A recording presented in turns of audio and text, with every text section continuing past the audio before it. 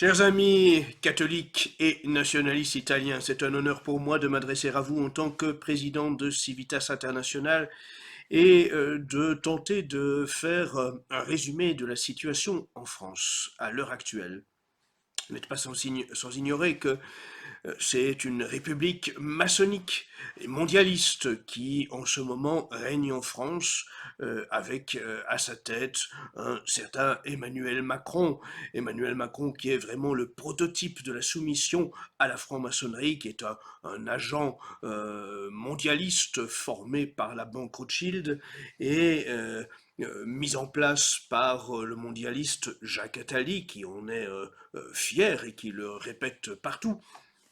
Et on a vu tout récemment Emmanuel Macron, président de la République, tout simplement tenir en tant que président de la République un discours mémorable pour les 250 ans du Grand Orient de France, la secte maçonnique la plus importante en France. On a vu également Emmanuel Macron inviter à l'Élysée différents rabbins et autorités juives pour célébrer la fête religieuse juive d'Hanouka au sein même de l'Élysée en sa présence et allumer les chandeliers de Hanouka pour la circonstance, alors que cette même république laïque et maçonnique nous dit toute son hostilité à l'égard de l'Église catholique de façon récurrente depuis maintenant des 2 siècles, pourrait-on dire.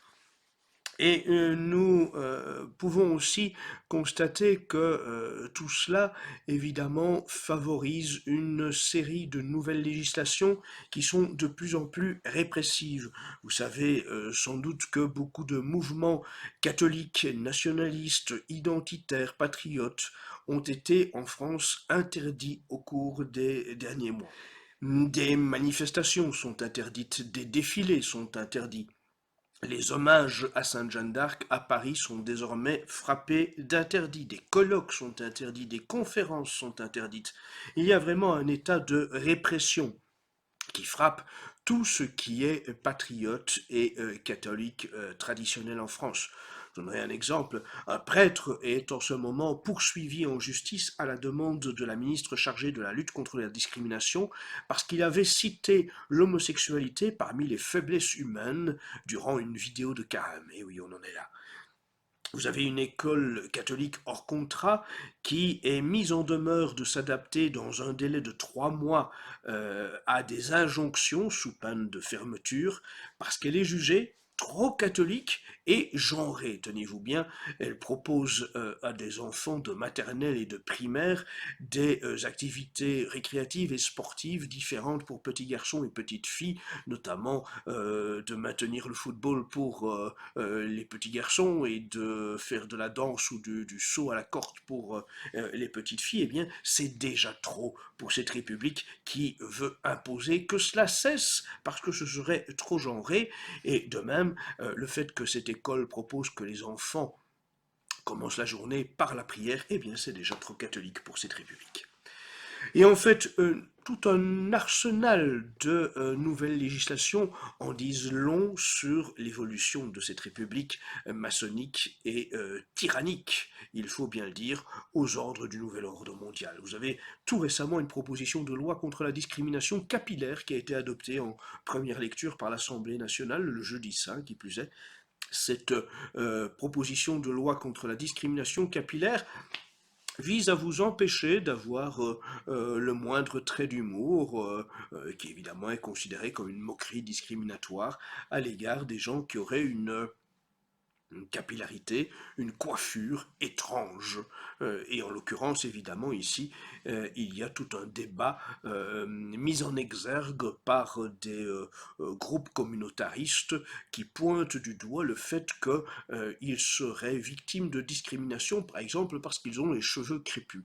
Bon, je n'avais jamais imaginé que y ait tant de discrimination à cet égard, compte tenu du fait que la multiculture est désormais chose largement admise et d'ailleurs mise en promotion continue dans les médias, à la télévision, au cinéma, à la radio, etc. Une autre proposition portée par le ministre français de l'Europe et des Affaires étrangères vise à établir un régime de sanctions contre ceux qui soutiennent les entreprises de désinformation et notamment les faux médias.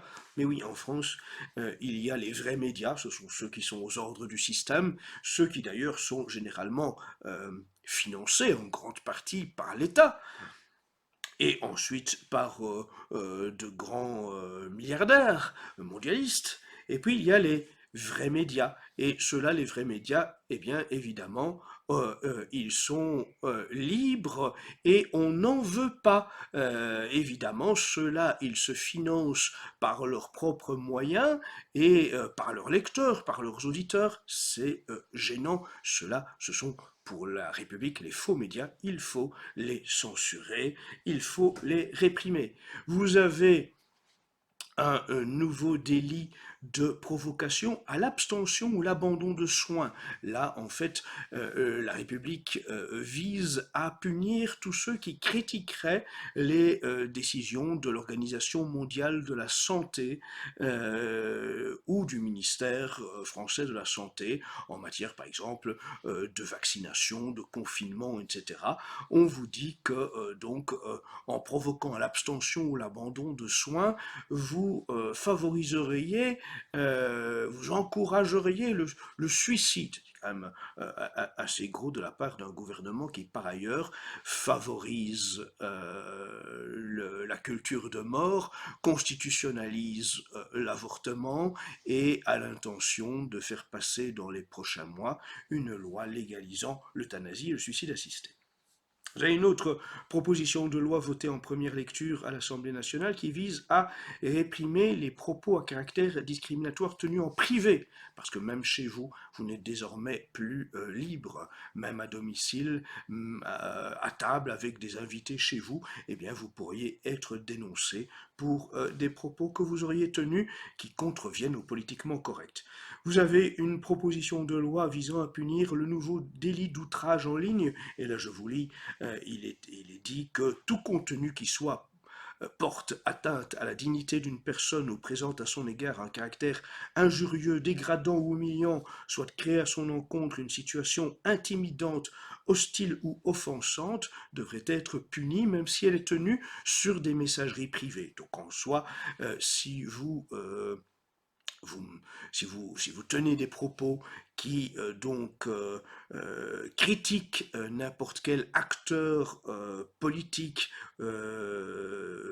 social, sociétal, eh bien, évidemment, si vous êtes dans le camp du mal, en tant que catholique ou nationaliste, eh bien, vous voilà évidemment considéré comme tenant des propos offensants, dégradants par rapport à ceux qui défendent le politiquement correct, qui eux évidemment incarnent le camp du bien. Vous avez le ministre des Armées françaises qui envisage aussi des réquisitions pour l'économie de guerre, parce que évidemment nous avons à la tête de l'État français un Emmanuel Macron va-t-en-guerre qui promet d'envoyer des troupes françaises sur le terrain ukrainien pour se battre contre l'armée russe, et donc il faudrait réquisitionner notamment des entreprises, mais aussi éventuellement des biens privés pour l'économie de guerre. Voilà vers quoi nous voyons s'acheminer la France, un État tyrannique, un État mondialiste, un État maçonnique. Je tiens évidemment à terminer cette synthèse qui évidemment est particulièrement grise par le fait que en France comme en Italie, comme partout ailleurs dans les nations, il y a évidemment une dissidence, il y a évidemment une résistance, et le Sacré-Cœur, le Christ-Roi sont toujours les emblèmes de la résistance. Je vous souhaite, amis italiens, à votre mouvement, à l'occasion de cette journée, un bel anniversaire et de continuer longtemps le bon combat en avant pour le Christ roi.